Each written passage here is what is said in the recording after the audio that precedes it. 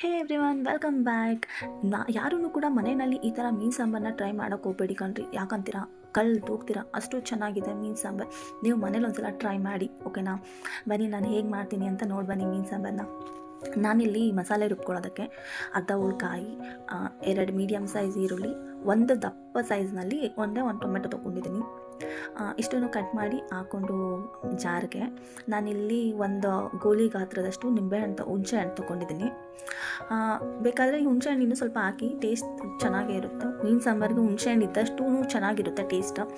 Okay, ಮತ್ತು ಈಗ ಹುಣಸೆ ಹಣ್ಣು ಹಾಕಿದ್ಮೇಲೆ ನಾನಿಲ್ಲಿ 2 ಸ್ಪೂನ್ ಬೇಳೆ ಸಾಂಬಾರು ಪುಡಿ ತೊಗೊಳ್ತಾ ಇದ್ದೀನಿ. ನಾವು ಮೀನು ಸಾಂಬಾರಿಗೆ ನಾವು ಬೇಳೆ ಸಾಂಬಾರನ್ನೇ ಹಾಕೋದು, ಮಟನ್ ಸಾಂಬಾರು ಹಾಕಲ್ಲ. ಏನಾದರೂ ಬೇಕು ಅಂತಂದರೆ 1 ಸ್ಪೂನ್ ಲೈಟಾಗಿ ಮಟನ್ ಸಾಂಬಾರು ಪುಡಿ ಹಾಕಿ, ಚೆನ್ನಾಗಿರುತ್ತೆ ಟೇಸ್ಟ್. ಓಕೆ, ಈಗ ನೀರು ಹಾಕ್ಕೊಂಡು ರುಬ್ಕೊಳ್ಳೋಣ.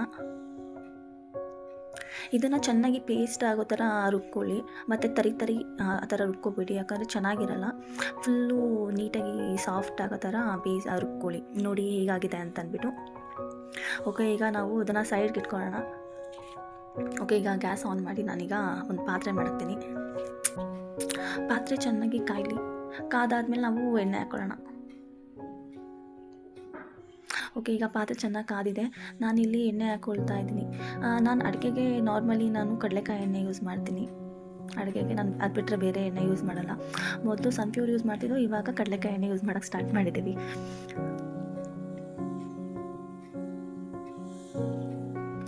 ಓಕೆ, ಎಣ್ಣೆ ಕಾಯಲಿ ಚೆನ್ನಾಗಿ. ಓಕೆ, ಈಗ ಎಣ್ಣೆ ಕಾದಿದೆ. ನಾನೀಗ ಅದಕ್ಕೆ ಸಾಸಿವೆ ಮತ್ತು ಜೀರಿಗೆ ಹಾಕ್ಕೊಳ್ತೀನಿ ಒಗ್ಗರಣೆಗೆ. ಓಕೆ, ಈಗ ಎಣ್ಣೆ ಕಾದಿದೆ. ಬನ್ನಿ, ನಾವು ಸಾಸಿವೆ ನಾನು ಸ್ವಲ್ಪನೇ ಯೂಸ್ ಮಾಡೋದು ಒಗ್ಗರಣೆಗೆ. ನೀವು ಬೇಕಾದ್ರೆ ಜಾಸ್ತಿ ಯೂಸ್ ಮಾಡ್ತೀನಿ ಅಂತಂದರೆ ಮಾಡಿ. ಓಕೆ, ಸಾಸಿವೆ ಜೀರಿಗೆ ಹಾಕ್ಕೊಂಡು ಅದು ಸ್ವಲ್ಪ ಚಟ್ಪಟ ಅಂತ ಸಿಡಿದಾದ್ಮೇಲೆ ನಾವು ಅದಕ್ಕೆ ಈರುಳ್ಳಿ, ಬೆಳ್ಳುಳ್ಳಿ ಮತ್ತು ಕರಿಬೇವನ್ನ ಹಾಕ್ಕೊಂಡು ಒಗ್ಗರಣೆ ಮಾಡ್ಕೊಳ್ಳೋಣ ಚೆನ್ನಾಗಿ. ಏನು ಈರುಳ್ಳಿ ಬೆಳ್ಳುಳ್ಳಿ ಇದೆ ಅದನ್ನು ಎಣ್ಣೆಯಲ್ಲಿ ಚೆನ್ನಾಗಿ ಹುರ್ಕೊಳ್ಳಿ. ಅದು ಹಸಿ ಸ್ಮೆಲ್ ಹೋಗಲಿ, ಅಲ್ಲಿಗಂಟ ಚೆನ್ನಾಗಿ ಅದನ್ನು ಹುರ್ಕೊಳ್ಳೋಣ.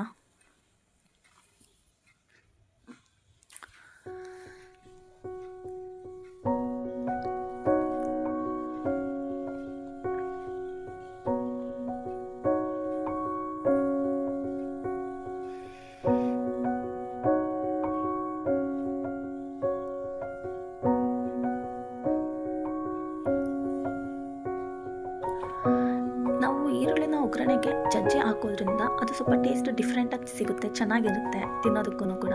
ನಾನು ಒಗ್ಗರಣೆಗೆ ಈರುಳ್ಳಿನ ಯಾವಾಗಲೂ ಜಜ್ಜಿ ಹಾಕ್ತೀನಿ. ಈರುಳ್ಳಿ ಆದರೂ ಸರಿ, ಬೆಳ್ಳುಳ್ಳಿ ಆದರೂ ಸರಿ, ಸ್ವಲ್ಪ ಜಜ್ಜಿ ಹಾಕಿ, ಟೇಸ್ಟ್ ಚೆನ್ನಾಗಿರುತ್ತೆ, ತಿನ್ನೋಕ್ಕೂ ಚೆನ್ನಾಗಿರುತ್ತೆ. ಓಕೆ, ಈಗ ನಾವು ರುಬ್ಕೊಂಡಿರೋಂಥ ಮಸಾಲೆನ ಹಾಕ್ಕೊಂಡು ಎಣ್ಣೆಗೆ ಹುರ್ಕೊಳ್ಳೋಣ. ಅದು ಚೆನ್ನಾಗಿ ಹುರಿಯೋಣ.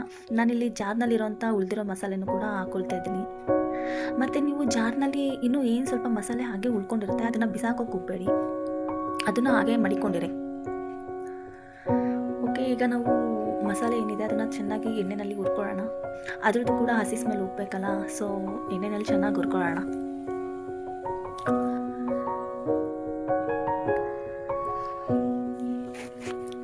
ನನಗೆ ಈ ರೆಸಿಪಿನ ಹೇಳ್ಕೊಟ್ಟಿದ್ದು ನಮ್ಮಮ್ಮ ಮಾಡೋ ಮೀನು ಸಾಂಬಾರನ್ನು ನನಗಂತೂ ತುಂಬ ಇಷ್ಟ ರೀ. ನಾನಂತೂ ಮಂಡ್ಯಕ್ಕೆ ಹೋದಾಗೆಲ್ಲ ಮೀನು ಸಾಂಬಾರನ್ನ ಮಾಡಿಸ್ಕೊಂಡು ತಿಂತಾ ಇರ್ತೀನಿ. ಓಕೆ, ಈಗ ಉಳಿದಿರೋಂಥ ಜಾರ್ನಲ್ಲಿ ಏನು ಮಸಾಲೆ ಇತ್ತು ಅದಕ್ಕೆ ನಾನು ನೀರು ಹಾಕ್ಕೊಂಡು ಸ್ವಲ್ಪ ಮಸಾಲೆ ಜೊತೆ ಹಾಕ್ಕೊಂಡು ಬೇಯಿಸ್ಕೊಳ್ತಾ ಇದ್ದೀನಿ. ಮತ್ತು ಇನ್ನೂ ಸ್ವಲ್ಪ ಇದೆ, ಅದನ್ನು ಕೂಡ ಆಮೇಲೆ ನೀರು ಹಾಕ್ಕೊಂಡು ಹಾಕ್ತೀನಿ. ವೇಸ್ಟ್ ಮಾಡಬೇಡಿ, ಚೆನ್ನಾಗಿರುತ್ತೆ. ಮೀನು ಸಾಂಬಾರಿಗೆ ಯಾವಾಗಲೂ ಸ್ವಲ್ಪ ಹುಳಿ ಜಾಸ್ತಿ ಹಾಕಿ.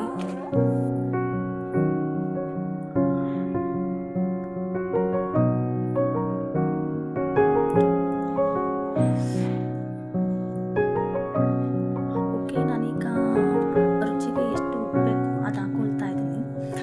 ನಾನಿಲ್ಲಿ ಸ್ವಲ್ಪ ಹಾಕ್ತೀನಿ ಉಪ್ಪನ್ನ, ಯಾಕಂದರೆ ಜಾಸ್ತಿ ಆಗಿಬಿಟ್ರೆ ಆಮೇಲೆ ಸಾಂಬಾರು ಉಪ್ಪುಬಿಡುತ್ತೆ ಅಂತ ನೋಡಿ ಸ್ವಲ್ಪ ಹಾಕ್ಕೊಳ್ತಿದ್ದೆ. ಅದಾದಮೇಲೆ ನಾನು ಸಾಂಬಾರೆಲ್ಲ ಹಾಕಾದ್ಮೇಲೆ, ಮೀನೆಲ್ಲ ಹಾಕಾದ್ಮೇಲೆ ಅದ್ರ ರುಚಿ ನೋಡಿ ಉಪ್ಪು ಬೇಕಾ ಏನು ಅಂತ ನೋಡಿಕೊಂಡು ಆಮೇಲೆ ಹಾಕ್ತೀನಿ. ಸದ್ಯಕ್ಕೆ ಈಗ ಸ್ವಲ್ಪ ಹಾಕಿರ್ತೀನಿ ನಾನು ಅಷ್ಟೇ.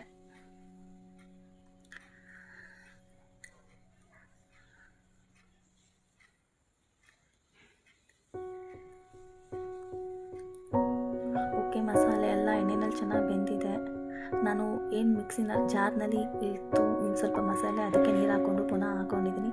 ಇನ್ನೂ ಸ್ವಲ್ಪ ಒಗ್ಗರಣೆ ಅದು ಬೇಯಲಿ ಮಸಾಲೆ ಜೊತೆ. ನಾವು ಸಾಂಬಾರನ್ನ ಚೆನ್ನಾಗಿ ಮೊದಲನೇ ಕುದಿಸ್ಕೋಬೇಕು. ಯಾಕಂದರೆ ಸಾಂಬಾರು ನಾವು ಮೀನು ಹಾಕೋದಕ್ಕಿಂತ ಮುಂಚೆ ಚೆನ್ನಾಗಿ ಬೇಯಿಸ್ಕೊಂಡ್ರೆ ಆಮೇಲೆ ಜಾಸ್ತಿ ಬೇಯಿಸೋವಂಥ ಅವಶ್ಯಕತೆ ಇರೋದಿಲ್ಲ.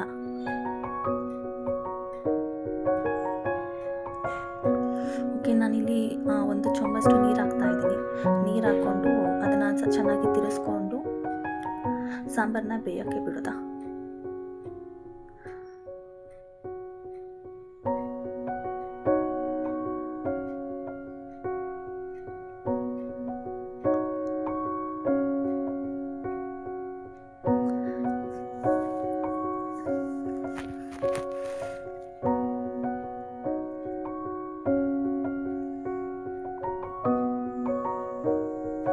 ಓಕೆ, ನೋಡಿ ಇಲ್ಲಿ ಸಾಂಬಾರು ಚೆನ್ನಾಗಿ ಕುದೀತಾ ಇದೆ.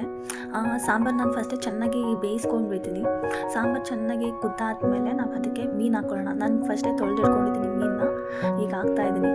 ಯಾಕಂದರೆ ನಾವು ಮೀನು ಹಾಕೋದಕ್ಕಿಂತ ಚೆನ್ನಾಗಿ ಮುಂಚೆನೇ ಸಾಂಬಾರನ್ನ ಚೆನ್ನಾಗಿ ಬೇಯಿಸ್ಕೋಬೇಕು. ಯಾಕಂದರೆ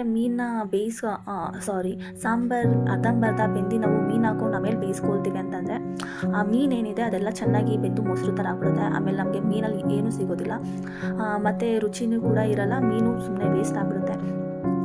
ಇಲ್ಲಿ ಮೀನು ಹಾಕಾದ್ಮೇಲೆ ನಾವು 2 ರಿಂದ 3 ಕುದಿಬೇಕು. ಇಲ್ಲ ಅಂತಂದರೆ 2 ರಿಂದ 3 ನಿಮಿಷ ಚೆನ್ನಾಗಿ ಬೇಯಿಸ್ಕೋಬೇಡಿ. ಓಕೆನಾ?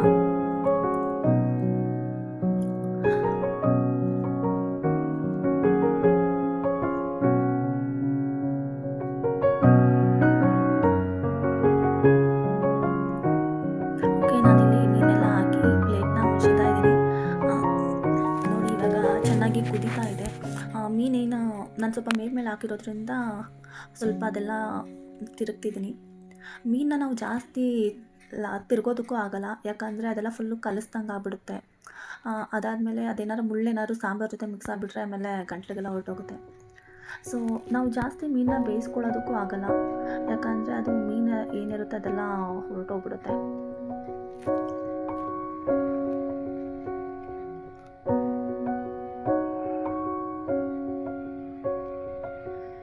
ನೋಡಿ ಮೀನು ಚೆನ್ನಾಗಿ ಕುದೀತಾ ಇದೆ.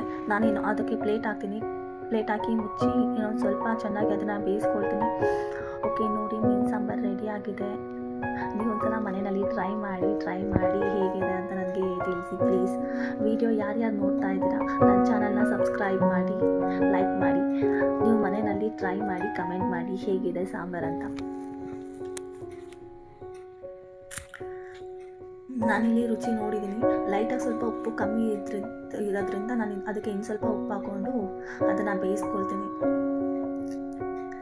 ನಾನಿಲ್ಲಿ ನಮ್ಮ ಮಂಡ್ಯ ಸ್ಟೈಲ್ನಲ್ಲಿ ಮೀನು ಸಾಂಬಾರು ಮಾಡಿದ್ದೀನಿ. ನೀವು ಒಂದ್ಸಲ ಮನೆಯಲ್ಲಿ ಮಾಡಿ ಅದ್ರ ಟೇಸ್ಟ್ ಹೇಗಿರುತ್ತೆ ಅಂತ ಅಂದ್ಬಿಟ್ಟು ನನಗೆ ಕಮೆಂಟ್ ಮಾಡಿ. ಪ್ಲೀಸ್ ನನ್ನ ಚಾನಲ್ನ ಸಬ್ಸ್ಕ್ರೈಬ್ ಮಾಡಿ.